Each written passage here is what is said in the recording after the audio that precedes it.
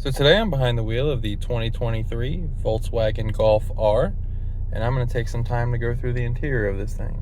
So starting as I normally do from left to right. Over on the left, you've got your window switches, you've got your rear mirror adjust right here. Up top, you've got your door latch and your door locks. To the right of that, you've got different buttons for the different lighting settings, as well as your defrost for the front and the rear of the vehicle.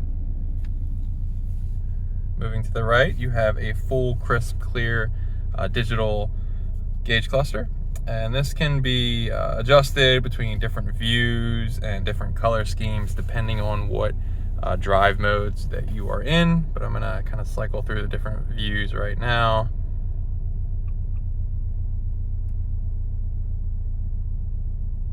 So it's loading a map display, which would be front and center. I'm actually under some trees right now, so that might not actually load correctly.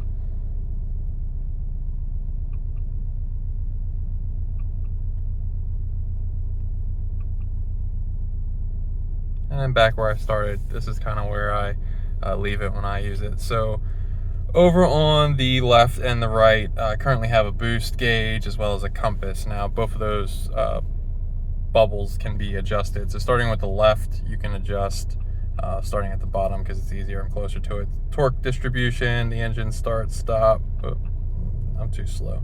The boost, which I had it on, performance, which just showcases how much of the performance of the vehicle you're using. Operating temps, assistance systems, fuel tank display, gear display, average, economy, no display, and then settings. So like I said, I leave this screen usually on the boost. And over on the right, you have different options as well. So starting at the bottom, because I'm closest to it, is destination info, the compass, which I was using, a G meter, torque, acceleration, time, speed, telephone, audio, navigation, average speed, travel time, distance, economy, no display settings, and for the time being, I've been leaving it on compass because I was doing a little road trip with this vehicle and I kind of want to know what direction I was heading. On this screen, I like it because the bar graph or odometer, rev meter up top, and then features nice R branding as well as the speedometer in the center. So right now I'm in the race mode, you can see by the little checkered flags, but if I cycle through the different drive modes, it'll kind of change the different color scheme of the vehicle. So this is comfort, green, sport, a little bit of blue. Race is the same color. Custom is nice and yellow. There's also drift and special modes. So special is green, kind of livens it up a little bit. Moving back to the steering wheel, how I was kind of adjusting everything up there. First is this view button. You push that, you can cycle through all the views that I was showcasing. Over on the right, this left and the right, pushing the left one, that's how you can adjust that left screen. Pushing the right one, that's how you adjust the right screen. And up and down is how you cycle through those. You also have a talk button over here, the tuner knobs, or whatever you're listening to, you can cycle through the songs. Moving to the left side of the steering wheel, you have a lot of your cruise control options over here, volume control, and the R button. So pushing that pops you right into the different drive modes of the vehicle. So race should immediately pop up. There's also a drive mode button on the center console, which I'll showcase when I get to the center console. But for the drive modes, you have comfort, sport, race, and custom. And then in race, there's two different options for drift and a special mode, which kind of goes away quick, but drift and special, and it has Nürburgring listed right there. Going back to the steering wheel, on the back you have paddles, so you have just for your own gear selection, you have down gears on the left and up gears on the right. You can adjust this in the drive or the sport mode on the center console, and you can just pull them on the fly. And then you see how it says off on this right one. If you hold this down, then it'll kind of put you back in an automatic mode. You got R branding on the bottom of the steering wheel.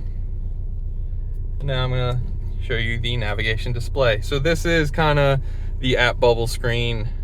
If you have Android Auto, you can also connect and that can be your screen. But so you got telephone, radio, media, navigation, vehicle, app connect, sound, ambient lights, help, settings, assist systems, legal notices, and set up the car net. Then there's also some kind of like home dashboard screens you can customize. My hands are really sweaty right now. There you go. Phone, some information screens can be placed here as well. Legal notices, basically kind of like a shortcut dashboard screen. But I usually have been using the Android Auto functionality of the vehicle. Coming below that, these are touch sensitive buttons, so if I want to make it cooler in here, just touch sensitive on that side, also touch sensitive on this side, and you have volume control right here as well. Coming below that, you have 4 touch sensitive buttons, which will pop you into something on the navigation screen. So climate obviously will pop you into the climate control settings, assist, some of the vehicle assistance screen. This is the drive modes, so it'll pop you here if you don't push it on the steering wheel, and the parking menu kind of helping you park the vehicle. In the center is the hazard button. Below there you have 2 USB-C plugs. You also have a nice little spot for charging your phone. Coming back from there, you also have a spot where you can put your phone, keys, whatever. You have the engine start stop button right here, parking button. This little toggle is the gear shifter, so you have reverse, neutral, and drive and sport. You just tug on that. Once you're in drive, you can tug on it again. You have the parking brake latch right here. Coming back from there, you've got a cup holder. You push this, kind of will hold your cup a little stronger. You have another one if you have a bigger cup. You have 12-volt smoker's plug, as I call it, right here. You got your armrest. Reveals a little cubby spot, probably about the depth of a soda can. You can fit probably 3 of them in there. Moving to the passenger side, before I get there, you have this carbon fiber dash. Also has Harman Kardon audio system sprinkled throughout the vehicle. Got your glove box.